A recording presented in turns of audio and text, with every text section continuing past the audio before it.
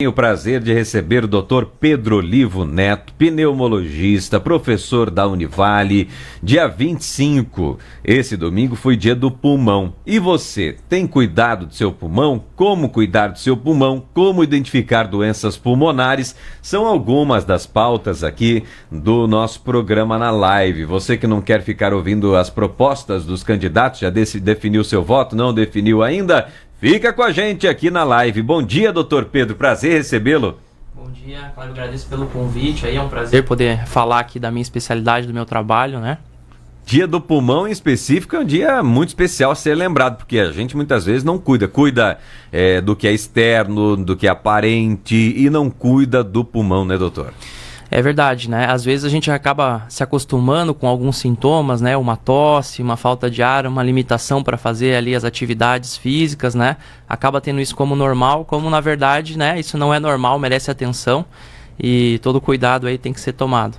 Exato. E quais são os sinais de problemas pulmonares? Os principais sinais são alguns, como eu comentei antes, principalmente a tosse, né? Principalmente aquela tosse que dura mais de uma semana, mais de 2 semanas, né? Isso nunca é normal, tem que ser avaliado, tá?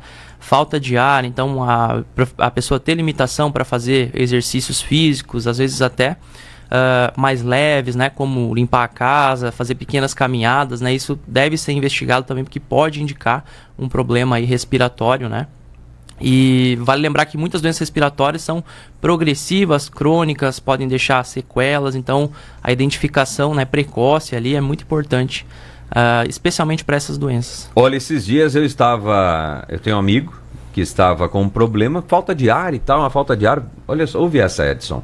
E aí ele foi no médico, ele estava com uma perfuração no pulmão, mas ele não teve queda, ele não teve problema nenhum. Isso pode acontecer, doutor? Isso pode acontecer, né, de maneira espontânea, principalmente em pacientes, né, que são às vezes mais altos, mais emagrecidos. Às vezes eles podem ter algum problema congênito ali que não vai dar nenhum sintoma, até ter uma complicação como essa, né, quando ele vai ter às vezes falta de ar, dor no peito, e quando vai fazer a investigação, né, com avaliação médica e exames, consegue identificar. Mas pode acontecer, né, surgir um problema sem a pessoa ter qualquer outra problema antecedente, vamos por assim, do pulmão, né? Olha que interessante, né?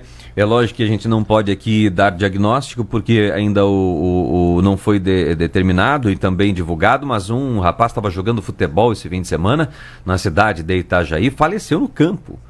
Nós noticiamos agora há pouco isso. Doutor, isso pode ser relacionado a problema cardíaco, mas problema no pulmão pode ocasionar problema cardíaco?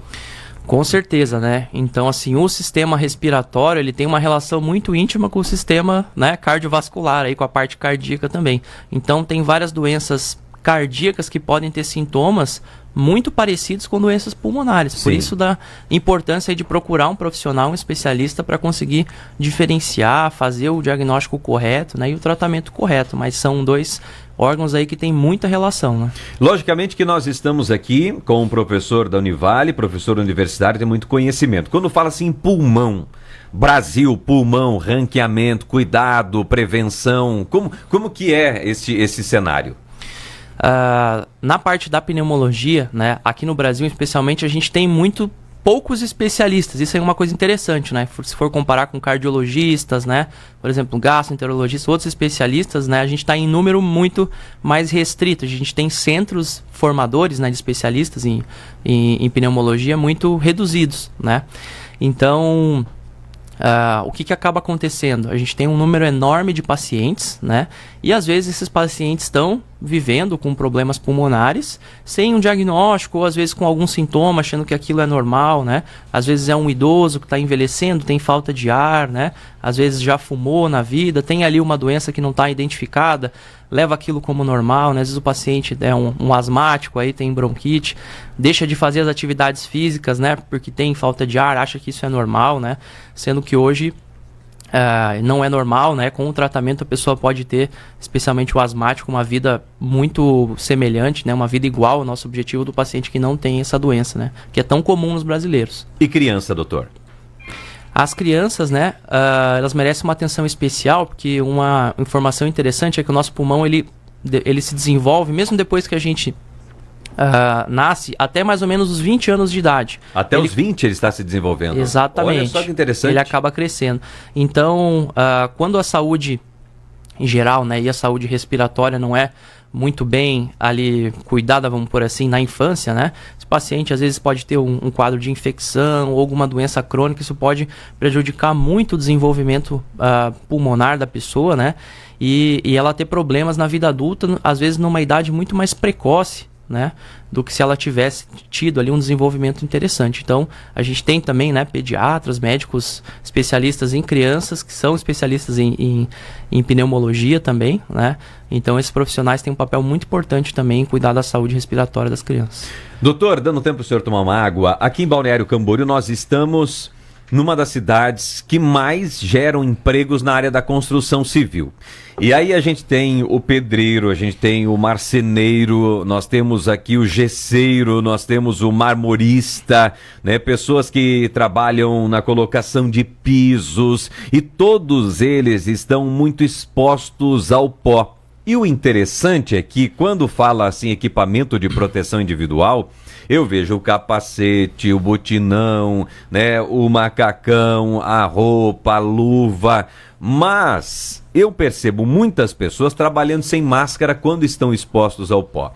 Ao longo do tempo, isso pode gerar danos à saúde, porque nós tivemos um caso em Camboriú de um menino, um jovem ainda, que faleceu, e falavam, ele faleceu por causa da Covid. Não, ele teve Covid e teve complicações pulmonares por causa da profissão que exercia. Não usava máscara durante a realização do serviço. Para quem está nos ouvindo, trabalha nessa área, é importante o cuidado? Esse cuidado, ele vai depender muito, né, especificamente do que a pessoa está exposta, né? Então, às vezes, uma exposição a pó, né, alguma coisa que pode desencadear um processo ali alérgico, ele pode, geralmente, descompensar doenças que já existem. Por exemplo, a asma, né, a bronquite, que é a mais comum, vamos por assim, né? Mas a exposição ali, né, inalatória, no ambiente de trabalho, principalmente com pacientes aí que estão com trabalhos associados a jateamento de areia, né, a corte ali de pedra, essas atividades, né, tem que ser visto com muito cuidado ali pelo médico do trabalho que está prestando serviço àquela empresa, para ver qual que é a atividade específica, né, porque essas atividades que eu comentei em relação ao jateamento de areia e a perfuração de pedra pode gerar uma doença específica, né, que a gente chama de silicose. Realmente ela é causada por inalação de partículas pequenas ali de sílica que vai estar presente na areia, às vezes nessa atividade de corte de pedras. E sim, pode causar uma doença pulmonar progressiva, pode levar a fibrose pulmonar, causar ali sintomas como falta de ar, né? E o interessante, Caleb, é que às vezes essa doença pode se desenvolver décadas depois da exposição, mesmo depois que a pessoa já cessou a exposição. Já aposentei. Inclusive. Sim. Agora aposentei, trabalhei, fiz o meu pé de meia, vou descansar, pode desenvolver doença? Pode passar 10 anos a pessoa começar com sintomas, Nossa. Vai fazer a avaliação e aí é uma doença relacionada ali com o trabalho, com a inalação de sílica, né? Para citar a doença mais comum, ocupacional que a gente diz, mesmo? Né? É mesmo. Tem tratamento? É interessante. Não, tem tratamento do ponto de vista de sintomas. Sim. É uma doença irreversível. É irreversível, o pulmão, né, não volta a ser um pulmão sadio. Tem tratamento para melhorar os sintomas, né? E controle mais do ponto de vista, né, de qualidade de vida, que sempre é o mais importante aí do tratamento para o paciente. Né? E quem trabalha com alumínio, né, faz janelas, portas também, porque o alumínio pode ser ainda mais danoso, né? Isso, então sempre tem que ter um cuidado em relação à manipulação desses materiais. Existem uma série, né, de medidas, recomendações ali, de como usar isso de maneira mais segura, né? Não é a substância mais comum que a gente vê causando doença. Aí vale destacar realmente essa atividade do jateamento de areia, do corte ali de pedra, brita. A máscara é fundamental.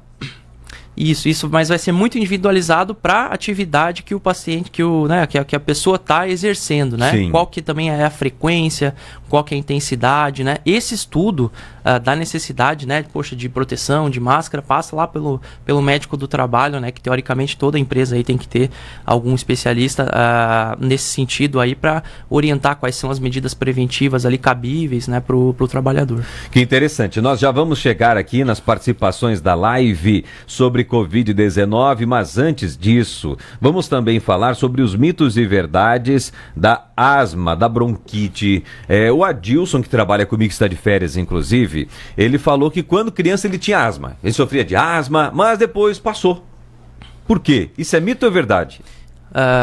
Isso pode acontecer, né? Mas a gente entende a asma, né? Quando a gente fala asma ou bronquite, né? Que as pessoas falam, elas querem se referir à mesma coisa, basicamente, sabe? Então ela é uma doença crônica, né? Então pode acontecer de começar na infância, uma grande parte dos casos, e a pessoa ter melhora da doença, né? Ficar por muitos anos sem sintomas e às vezes esses sintomas voltarem na vida adulta, né? A gente tem que entender que hoje no Brasil a gente fala uma prevalência de mais ou menos 15%, então uma pessoa a cada 6, a cada 7 tem um diagnóstico de asma, é a doença respiratória crônica mais comum. E realmente pode acontecer essa melhora dos sintomas na vida adulta, mas é interessante ter um acompanhamento médico, porque ela é uma doença, às vezes, silenciosa, né? Às vezes a pessoa passa muito tempo bem, fica sem tratamento e acaba tendo uma crise, acaba parando no hospital, às vezes quadros mais graves, acaba até indo para UTI, né? Então um dado recente que a gente teve é que a gente tem mais ou menos uma morte no Brasil a cada 6 horas por causa de asma, né? Nossa! Que às vezes a pessoa acha que é uma doença benigna, né, indolente, mas na verdade ela pode gerar muito prejuízo para a qualidade de vida, a pessoa não vai para a escola, a pessoa não vai trabalhar, né? A pessoa pode ter uma crise, parar no hospital, pode até falecer. E geralmente, quando acontece uma coisa muito grave assim, quando a gente vai ver, são pacientes que não estão fazendo tratamento, né? Então esse fica o alerta, né? Se sente falta de ar, chiado no peito, tosse, né? Tem asma, procura atendimento, né? A doença tem que ser controlada e hoje com um tratamento a gente tem uma qualidade de vida dos pacientes igual para um paciente que não tem asma. Que interessante, né? Sobre a questão da pneumonia, como que ela se origina e como posso combatê-la? A pneumonia, né, um termo mais genérico, assim, sempre a gente lembra mais da pneumonia de bactérias, né? Mas como a gente viu na pandemia do coronavírus, também era uma pneumonia, mas uma pneumonia causada por vírus, né? Então, ela ocasiona, né? Vamos falar aqui da bacteriana, talvez, que é o que as pessoas conheciam mais até antes da pandemia. Geralmente por aspiração ali de bactérias que a gente tem normalmente na boca, no nariz, quando a gente tem alguma alteração da nossa imunidade, né?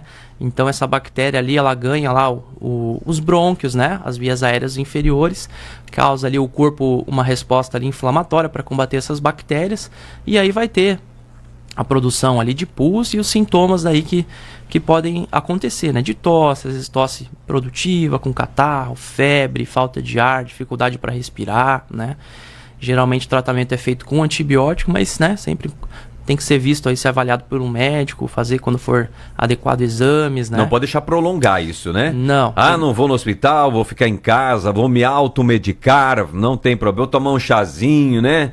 Tem que cuidar, né, doutor? Com certeza, né? Porque os sintomas são parecidos, às vezes, com coisas mais simples, mais benignas, né? O gripão, por exemplo. Exatamente. Tem, por exemplo, uma pessoa que tem sinusite, né? Que é um quadro muito mais benigno, mas também dá tosse, pode dar febre, né? Mal-estar. Mas é um quadro muito menos grave que a pneumonia. Interessante. Né? Tá aí. E sobre a Covid-19? Olha, o César... ou melhor, o Cláudio, que está participando conosco. Fiquei com muita falta de ar na Covid. E isso continua. Tenho que estar sempre controlando a respiração. Que coisa, hein, doutor? Alguns sintomas, né, podem permanecer por mais tempo depois da infecção ali pelo novo coronavírus, né? O que vale a pena ser visto realmente é por um profissional aí, e às vezes, né, quando for adequado, fazer algum exame complementar para ver se existe, né, objetivamente ali alguma cicatriz, vamos pôr assim, né, entre parênteses aqui, sequela, para ver a função dos pulmões. Tem exames que avaliam, né, a função do pulmão, ver se a pessoa está respirando bem, né? E às vezes ela pode ter falta de ar, pode ter sintomas de cansaço, né? Mesmo tendo, né, esses exames normais, né? Então com a função preservada, isso a gente às vezes observa que demoram mais tempo dependendo do paciente, mais tempo para para passar, né? E o que é interessante também, Cleber, porque às vezes a gente, na avaliação desse paciente depois do coronavírus, a gente acaba identificando outras doenças, né? Que a pessoa não conhecia, mas quando tem o quadro do coronavírus, fez um exame de imagem, né? Fez um raio-x, uma tomografia, encontra lá alguma alteração, né? Alguma coisa que já existia lá antes, mas que era ali silente, né? Não sabia. E por isso que essa avaliação, ela é importante, sabe? Falta de ar... Fazer uma tomografia, por exemplo, é o caminho? Nesse acompanhamento aí, conforme o caso, é interessante, mas tem que avaliar individualmente cada caso para ver se é importante ou não, né? Eu falo aqui, porque eu tive a Covid a primeira vez, fiquei 17 dias deitado de barriga para baixo, né? E de bruço, porque não conseguia respirar. Emagreci demais, minha saturação chegou a 89, 88. E aí, na época que todo mundo era entubado, né? E aí eu falei, eu não vou pro hospital, porque se eu for pro hospital 88, 89 de saturação, eu posso ser entubado, não sei, dependendo como for. Era o meu medo. E aí, como eu tenho muitos amigos médicos, que já trabalhei com clínica médica, inclusive, e aí eles foram me tratando em casa, assim, cuidando. Minha esposa farmacêutica também tirou tempo para me cuidar, né? E eu fui melhorando, fui retomando e tal, graças a Deus. Mas depois e atacou muito meus pulmões. Depois eu tive a segunda vez a Covid-19, fiquei preocupado.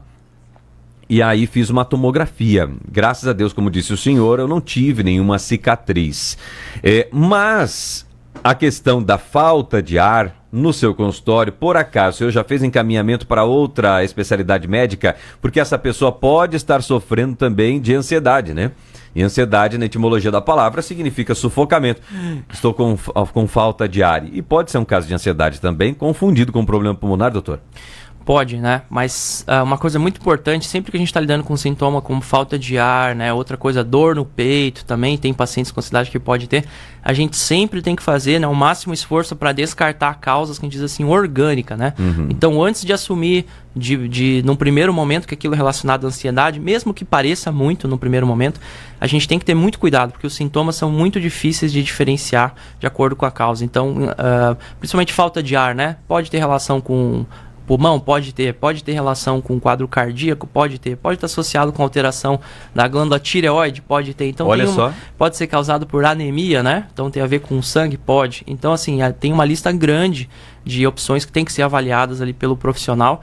Antes de assumir que aquilo é ansiedade, de repente a gente está deixando passar alguma outra coisa que mereça tratamento. Por isso que é bom investigar, né? Com certeza. E a Cleusa diz assim, meu esposo ficou com sequelas da Covid, um furinho no pulmão e tosse sempre, até hoje.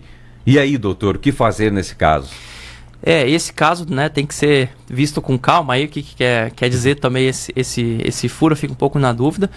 Mas tosse, às vezes, é um dos últimos sintomas a desaparecer em quadros de infecção respiratória, não só pelo Covid, às vezes por uma gripe, um resfriado, né? A gente pode ter tosse 2 semanas, às vezes 3, 4, um mês e meio, né? Depois da pneumonia, realmente, a gente considera que até 6 semanas o paciente pode ter tosse, então pode ser um tempo mais prolongado, né? Mas a avaliação tem que ser individualizada, né? É muito difícil conseguir ter uma conclusão, um diagnóstico assim com poucas informações. Como foi sua atuação durante a pandemia, naquele auge? Foi muito interessante porque eu terminei a minha especialização, né, uma semana antes de se confirmarem os primeiros casos aqui no Brasil. Ou seja, a primeira semana de março você encerrou ali as suas atividades relativas à formação. A formação. Comecei a atuar ali como pneumologista, né? E até hoje a gente atua muito, né, em hospital, trabalho muito também em UTI, terapia intensiva, pacientes tanto no consultório quanto no hospital, né, internados. Então a gente teve muito trabalho, mas por outro lado, assim, eu sou muito otimista, sempre tento ver o lado bom das coisas, né? Foi muito gratificante, assim, poder trabalhar, né? Poder ali com o meu conhecimento da minha área ajudar os pacientes, às vezes conseguir diferenciar os diagnósticos, né? Porque em algum momento, às vezes, as pessoas pensavam que tudo era coronavírus, continuava acontecendo as outras doenças, né? Verdade. E ter um conhecimento nessa área, com certeza, me ajudou a tratar e ajudar muitos pacientes. Então, foi muito gratificante. Foi muito cansativo, né? A gente trabalhou muito. Pensa assim, uma pessoa jovem, né, que na época morava sozinha, era pessoa para trabalhar mesmo, né, às vezes tinha colegas às vezes mais velhos, com doenças crônicas, né, com família em casa, então foi muito cansativo, mas há muito tempo foi muito gratificante, foi um aprendizado muito grande, né, a gente brinca assim que talvez em 2 anos a gente aprendeu o que a gente aprenderia em 10 trabalhando num ritmo normal. Então, tamanha demanda, né? Tamanha demanda, né? A complexidade dos casos, dos pacientes. Então, eu gosto de olhar por esse lado, né? Claro que é uma pena perder muitos pacientes, ninguém quer perder paciente, Verdade. Eu nunca quero perder um paciente. Mas, por outro lado, a gente pôde, eu acho que atender muitas pessoas, mostrar um pouco da nossa especialidade, que não é tão conhecida, não é tão falada, tem poucos profissionais, né? Então, eu tento olhar pelo lado positivo das coisas assim, né? Foi uma realização muito grande. Isso é interessante, né? A questão da poluição atmosférica, os malefícios, gera realmente... A gente está numa região diferente da Grande São Paulo, que tem aquela nuvem, né? Que parece que o dia está sempre nublado, em razão da poluição, mas ainda assim temos poluição, né, doutor? Com certeza, né? Então, assim, problemas relacionados à poluição, geralmente elas vão também nessa ideia de atrapalhar doenças crônicas, né? Então, principalmente a asma, quem tem também o enfisema pulmonar, né? Doenças pulmonares crônicas podem ter uma piora dos sintomas, piora do controle da sua doença relacionados à poluição, né? Como você falou, realmente, em grandes centros, né, isso acaba sendo um pouco pior. Uma dica que eu posso dar para as pessoas, né, quando for, às vezes, se gosta de fazer um exercício ao ar livre, né, evitar também os períodos ali de pico do trânsito, por exemplo, né, às 6 da tarde, né, porque ali com certeza vai estar tendo mais poluição, né, vai estar gerando um ar menos puro para você que está praticando a sua atividade física. Se conseguir, né, evitar esses momentos de grande pico, assim, já é uma coisa interessante para o seu sistema respiratório. Quanto tempo eu tenho ainda, Edson Valentim? 3 minutos ainda é tempo, né? Aqui no Bote a Boca no Trombone, falando sobre o sistema respiratório. Dr. Pedro Olivo Neto, médico pneumologista, professor da Univale, porque ontem, domingo, foi dia do pulmão, então tem que se cuidar. Fumei, parei de fumar, quanto tempo para recuperar o pulmão? Então, Caio, isso é interessante porque é uma coisa muito individual, né? Então, existe um fator muito importante que é a predisposição genética daquela pessoa para ter doenças, né, pulmonares, né? E às vezes quando a gente fala de cigarro, a gente lembra do enfisema, né? Mas tem que lembrar que tem uma série de outras doenças pulmonares, né, associados com o hábito de fumar também, alguns tipos de fibrose pulmonar, né? Então, tem uma série de outras doenças, tá? Geralmente, a gente não vê enfisema pulmonar, que é a doença mais comum relacionada ao cigarro, com menos, assim, de 15 anos que a pessoa tenha fumado, sabe? Um cigarro, um maço por dia que a gente diz, a gente faz um cálculo, assim, né? Então, se fuma 2 maços por dia, 7 anos e meio, né? Menos que isso, dificilmente a gente vê o enfisema. Mas, não só, a gente não precisa ficar preocupado só da pessoa quando ela tem doença pulmonar. Por quê? Porque o simples ato de fumar vai gerar sintomas na pessoa. Ela pode ter falta de ar, ela pode ter chiado no peito, ela pode ter tosse crônica, ela tem uma chance maior de desenvolver uma série de câncer, de outras doenças, sem ter a ver também com o sistema respiratório. Então, mesmo que ela não tenha uma doença que a gente consiga identificar no exame de imagem, numa tomografia, ela já tem prejuízo na qualidade de vida dela, né? Então, tabagismo, assim, poxa, nunca é bom. É uma doença crônica, né? Então é comum a pessoa parar, recair, voltar a fumar. Isso faz parte do processo de parar de fumar, é muito comum. A pessoa não deve desanimar no primeiro momento porque teve uma recaída, porque parou de fumar, né? Se tem dificuldade, poxa, sempre interessante, procura um especialista, né? Procura orientação. Hoje a gente tem uma série de medidas aí que podem ajudar a pessoa a fumar, né? Partindo aí da consulta, de orientações, até hoje a medicações, quando é um caso adequado, né? Então é uma questão que tem que ser levado muito a sério, né? Buscar ajuda sempre. Muito obrigado, doutor Pedro. Prazer recebê-lo aqui na nossa live do Bote a Boca no Trombone. Muito sucesso, pode ter certeza. Vai voltar aqui na nossa programação. Eu agradeço pelo convite, é um prazer poder falar, né, da minha especialidade aí, do meu trabalho, compartilhar com vocês e agradeço de novo, fico à disposição para outros encontros. Bom trabalho, boa semana. Semana decisiva, inclusive, para o